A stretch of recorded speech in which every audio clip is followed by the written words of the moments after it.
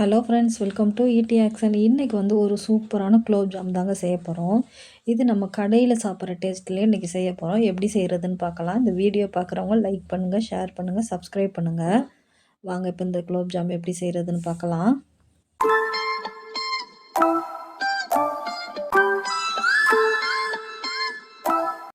நான் MTR mixer தாங்க எடுத்திருக்கேன். இப்போ 200 கிராம் அளவுக்கு தான் எடுத்திருக்கேன். இப்போ வந்து இது நம்ம பிசைஞ்சு எடுத்துக்கலாம். இப்போ ஒரு அகலமான பாத்திரத்தில் தாங்க இதை சேர்க்குறேன்.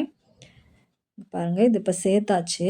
இப்போ இது கூடவே வந்து நான் மைதா மாவு சேர்க்க போகிறேங்க. மைதா மாவு ஒரு 1½ டேபிள் ஸ்பூன் அளவுக்கு சேர்த்துக்கிறலாம். பாருங்கள், நல்ல பெரிய ஸ்பூன், ஒரு டேபிள் ஸ்பூன் அளவுக்கு தான் எடுக்கிறேன். 1½ டேபிள் ஸ்பூன் அளவுக்கு சேர்த்துக்கிறலாங்க அது. இப்போ இது கூடவே வந்து ஒரு 3 டேபிள் ஸ்பூன் அளவுக்கு நான் பால் பவுட்ரு சேர்க்குறேங்க. இது 2 மிக்ஸ் பண்ணி செஞ்சு பாருங்கள், ரொம்பவே நல்லா டேஸ்ட்டாக இருக்கும். நம்ம கடைகளில் வாங்கி சாப்பிட்ற டேஸ்ட் அப்படியே இருக்குங்க. நம்மளுக்கு மாவுமே இன்னும் கொஞ்சம் கணிசமாகும். நல்லா ஜாமுன் வந்து நிறையாவும் கிடைக்கும். இப்போ பாருங்கள், இது 2ம் சேர்த்தாச்சு. சேர்த்துட்டு வந்து வேறு எதுவும் சேர்க்கலை. இது 2 மட்டும் தான் சேர்த்துருக்கேன். சேர்த்துட்டு இப்போ இது எல்லாமே இந்த குலோப் ஜாம் மாவோட மிக்ஸ் ஆகுற மாதிரி நல்லா பிசைஞ்சு எடுத்துக்கிறலாங்க. கட்டிகள் எதுவும் இல்லாமல் நல்லா ஒன்றா மிக்ஸ் பண்ணி வச்சுக்கிறலாம். இது ரொம்பவே டேஸ்ட்டாக இருந்துச்சுங்க அந்த மாதிரி செய்கிறது. நம்ம பால் பவுட்ரு சேர்க்குறது வந்து ரொம்ப நல்ல டேஸ்ட்டாக இருக்கும். பாருங்கள், இப்போ இது எல்லாமே நல்லா மிக்ஸ் பண்ணிட்டேன். இப்போ வந்து நான் பால்லாம் ஊற்றி பிணையலைங்க, தண்ணி தான் ஊற்றி பிணையிறேன். ஒரு 3/4 கிளாஸ் அளவுக்கு தண்ணி சேர்க்குறேன்.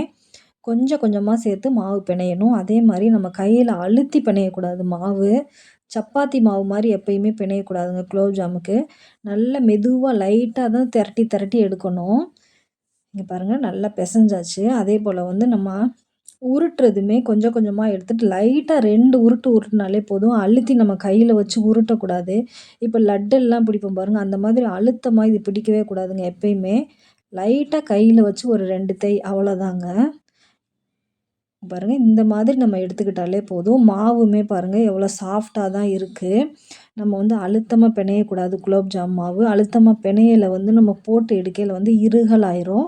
இந்த மாதிரி லைட்டாகவும் உருட்டி எடுத்துக்கிறணும். பாருங்கள், எல்லாமே உருட்டி எடுத்தாச்சு.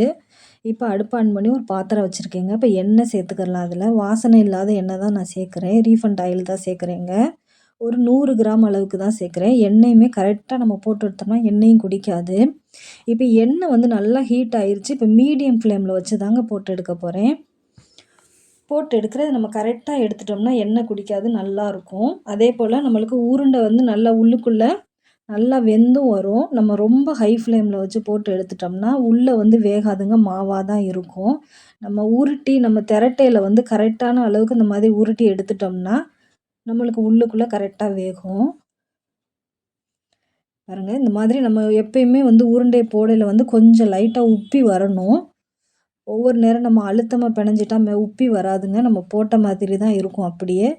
இந்த மாதிரி லைட்டாக உப்பி வரணும். இதே போல் கலரும் இந்த மாதிரி வரணுங்க. அது வரைக்கும் நல்லா செவக்க விட்டு எடுக்கலாம்.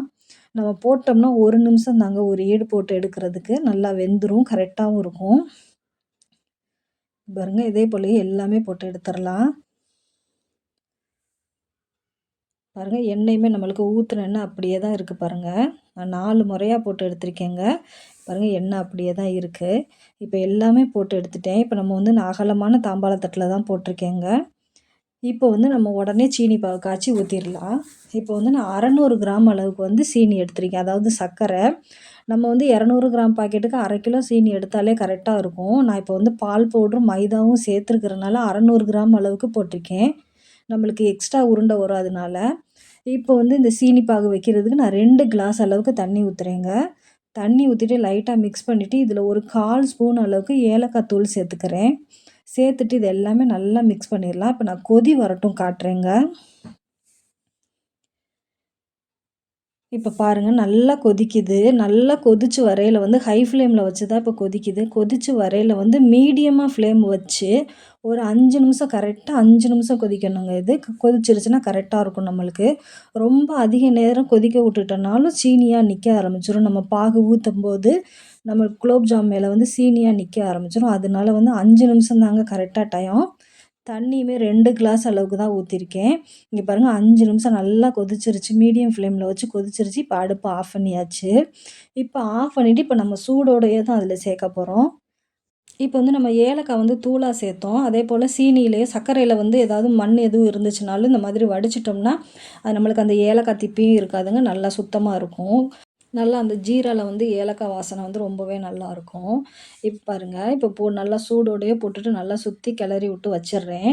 வச்சுட்டு பாருங்க, ஒரு 10 நிமிஷம் தாங்க வச்சேன் நானு. நல்லா ஊறிருச்சு பாருங்க. நம்ம கரெக்டான பக்குவத்துல செஞ்சோம்னா, உடனே ஊறி நல்லா வந்துரும். டேஸ்ட்டுமே வந்து ரொம்பவே நல்லா சூப்பரா இருக்குங்க இது. பால் பால் பவுடர் சேர்த்துருக்கிறதுனால நம்மளுக்கு சாப்பிடுறதுக்கு வந்து ரொம்பவே நல்லா டேஸ்ட்டா தெரியும் இது குலோப் ஜாமுன். இப்போ வந்து இது வந்து 200 கிராம் அளவுக்கு பாக்கெட்டுக்கு வந்து நம்மளுக்கு ஒரு 50 உருண்டை இப்படி தாங்க வரும். இன்னைக்கு வந்து நான் பால் பவுடர், மைதா மாவு சேர்த்து செஞ்சதுனால இன்னைக்கு வந்து 70 உருண்டை வந்துச்சுங்க. நல்ல மீடியம் சைஸா தான் போட்டிருக்கேன் பாருங்க. 70 இது வந்துச்சு. நல்லாவே சாஃப்ட்டா இருந்துச்சு ஃப்ரெண்ட்ஸ். இதே போல நீங்களும் ட்ரை பண்ணுங்க. எப்படி இருந்துச்சுன்னு நம்மளுக்கு கமெண்ட்ல சொல்லுங்க ஃப்ரெண்ட்ஸ். தேங்க் யூ ஃபார் வாட்சிங்.